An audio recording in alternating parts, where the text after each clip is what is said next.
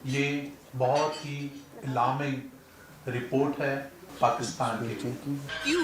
क्या हुई? मजाक में ट्रीट ना करें, इंडस्ट्री बंद होना इज नॉट अ जोक। कारखाने फैक्ट्रियां आपकी कॉम्पीट नहीं कर सक रही और वो बंद हो रही हैं। सैलरी क्लास लोग भी दब गए हैं, अफोर्ड नहीं कर सक रहे इतनी महंगाई को। इसको हम कैसे हैंडल करेंगे? ये Pakistan chamber of commerce and industry है, ये उसका सदर बोल रहा है। सुभान अल्लाह। छोटी सनतें पाकिस्तान में कबाड़ बन गई हैं। रियल एस्टेट सेक्टर मुकम्मल ढेर हो चुका है। Cement, steel, glass, aluminium, cable, paint, tiles, pipe, furniture की सनतें तबाह हो चुकी हैं। बिजनेसमैनों ने टेलीविजन पर बैठकर कहा कि पाकिस्तान मुकम्मल तबाह हो गया। ये कोई आम लोग नहीं कह रहे, ये ओहदेदारान कह रहे हैं, बड़े बड़े बिजनेसमैन कह रहे हैं, जैसे कि चेयरमैन FPCCI मईशत पर उन्होंने प्रेस कॉन्फ्रेंस की और उन्होंने कहा जी 3-3 नस्लें लग जाती है इंडस्ट्री खड़ी करने में। वो इंडस्ट्री जो हमने बड़ी मुश्किलों से खड़ी की थी वो दिनों के अंदर कब्रिस्तान बन गई। अगर हमारी इकॉनमी ऐसी ही रही, अल्लाह ना करे कि हमारे को IMF प्रोग्राम फिर से लेना पड़े। आप कह रहे हैं हम चीन के जहाज बेचेंगे, भाई वीज़े नहीं अमेरिका आपको देने दे रहा तो जहाज बेचने देगा? ये खुद सोचें आप। वो खुद असले का सबसे बड़ा एक्सपोर्टर है, वो दुनिया को जायज़ तेल नहीं बेचने दे रहा ईरान को, वो अपने मुकाबले में नया खरीदार खड़ा करेगा।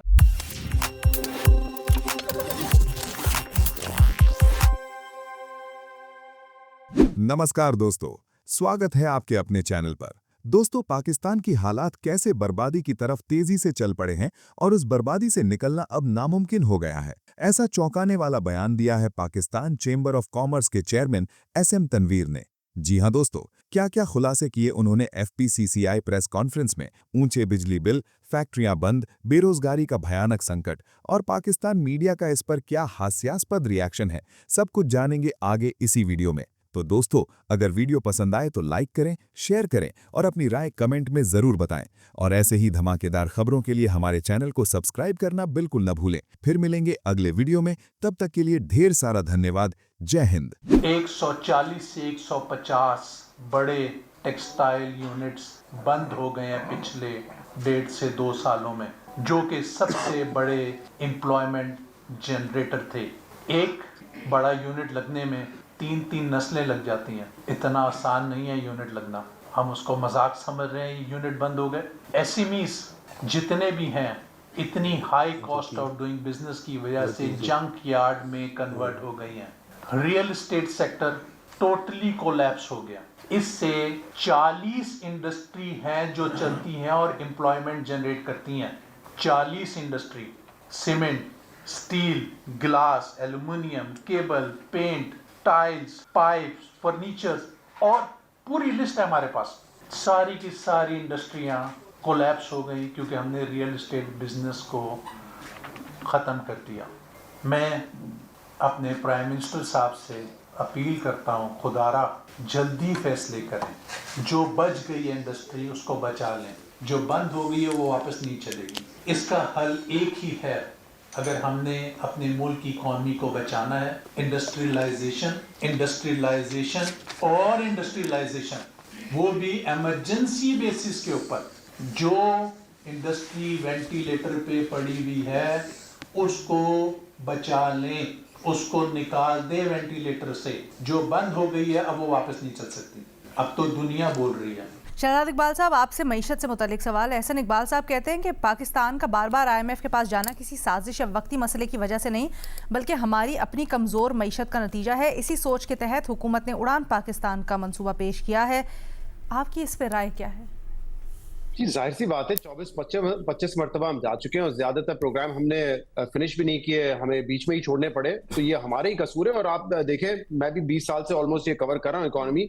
जो मसाइल 20 साल पहले थे आज भी वही हैं। उस वक्त भी हम ये बैठ के बात करते थे कि ये प्राइवेट जो पब्लिक सेक्टर एंटरप्राइजेज हैं, इसमें अरबों रुपए के नुकसान आते हैं, इनको प्राइवेटाइज करें या तो इनको फिक्स करें। आज भी वही मसला है।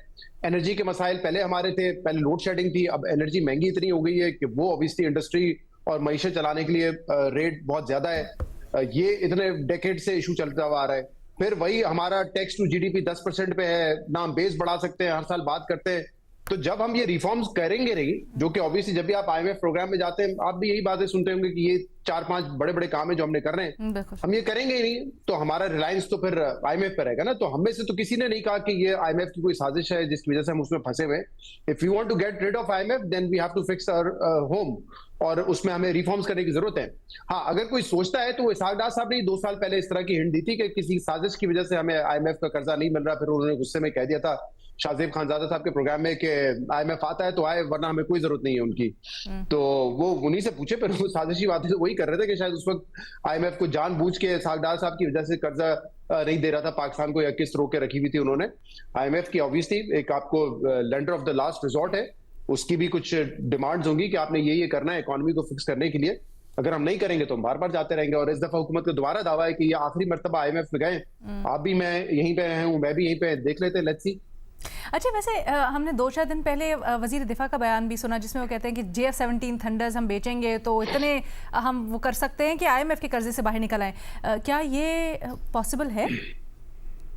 ऐसे होता है? हुकूमती सतह पे ये बड़ा अच्छा सवाल आपने किया। मेरे ख्याल से मैंने रॉयटर्स की, ब्लूमबर्ग की, मुख्तलिफ जो जरीदे उनकी खबर तो देखी है, मैंने अपनी हुकूमत का कोई पॉइंट ऑफ व्यू नहीं सुना है इस पर। क्या ये डील्स फाइनलाइज हो चुकी हैं या इनिशियल स्टेजेस पर हैं? मेरी इत्तलात के मुताबिक ज्यादातर इनिशियल स्टेजेस पर हैं, कोई कंक्लूड नहीं हुई है। डील्स हो जाए तो बहुत अच्छा है, बट इस पर तो हुकूमत को ट्रांसपेरेंसी दिखानी है ना।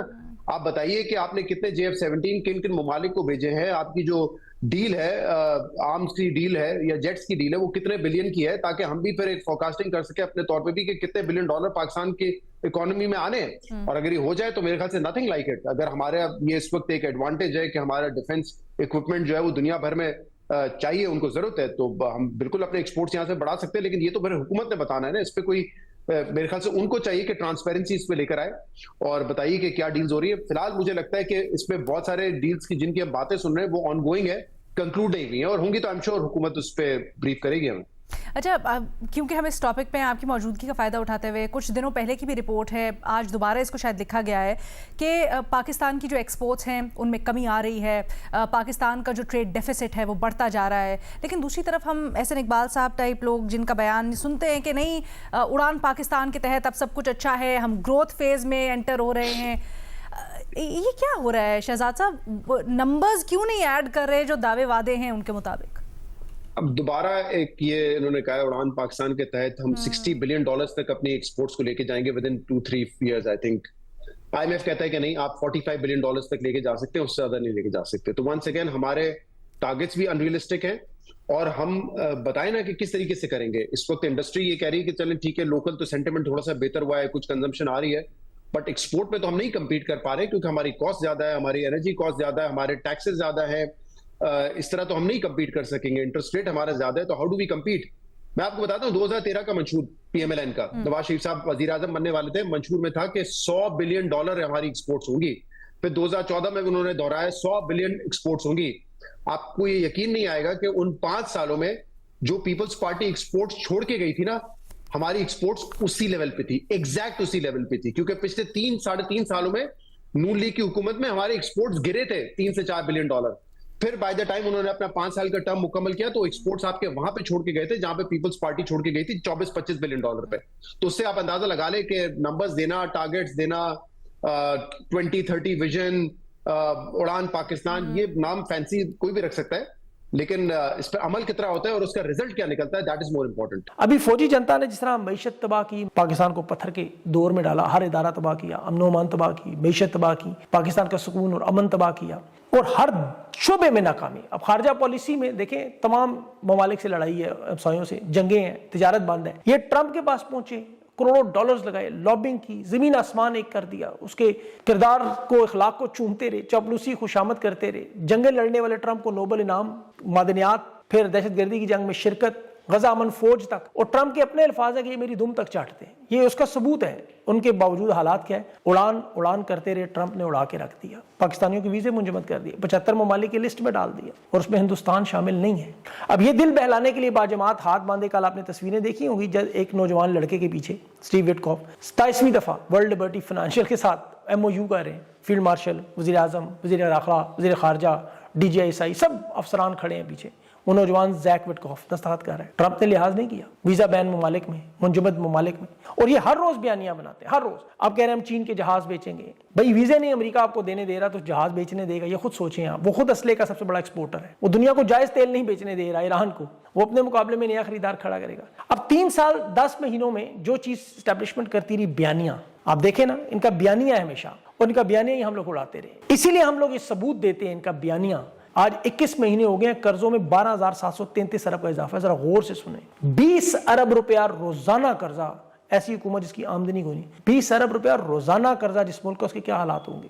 करेंसी 40 साल जंग लड़ने वाले अफगानिस्तान से 4 गुना नीचे, खित्ते का सबसे महंगा तरीन मुल्क, जिसके पासपोर्ट पर कहीं आप सफर नहीं कर सकते, लोग वीजे ही नहीं देते। दुनिया का कोई मुल्क तिजारत के लिए $1 अरब लगाने के लिए तैयार नहीं। दहशतगर्दी में बर्किना फासो के साथ जा खड़े हुए। इस मुल्क के क्या हालात होंगे। इसीलिए हर रोज नया फ्रॉड, नई वारदात, नई नोटंकी। अभी मोहसिन नकवी वज़ीर दाखिला गल्फ न्यूज की खबर शेयर कर रहा है कि पाकिस्तान का पासपोर्ट 126 से 98 नंबर। आपके पास इंटरनेट मौजूद है, बिलाशुबा दुनिया का सबसे सुस्त इंटरनेट है, लेकिन हेनले ग्लोबल की वेबसाइट पे जाएं, वहां पासपोर्ट की वेबसाइट देखें, 126 ममालिक है ही नहीं, वहां 101 मुल्क है। 98 नंबर पर पाकिस्तान, यमन के साथ 31 पॉइंट, और यमन शदीद तरीन जंग का मरकज। और यमन को तो छोड़े, फलस्तीन पाकिस्तान से 4 दर्जे ऊपर है। सोमालिया पाकिस्तान से ऊपर, इसका अभी पूरा एक हिस्सा टूट के सोमाली लैंड बना। बांग्लादेश, नेपाल पाकिस्तान से ऊपर है, हमसे नीचे सिर्फ शाम, इराक और अफगानिस्तान। और ये तीनों नाम आपके जेहन में है तो पहली चीज क्या आती है, जंग।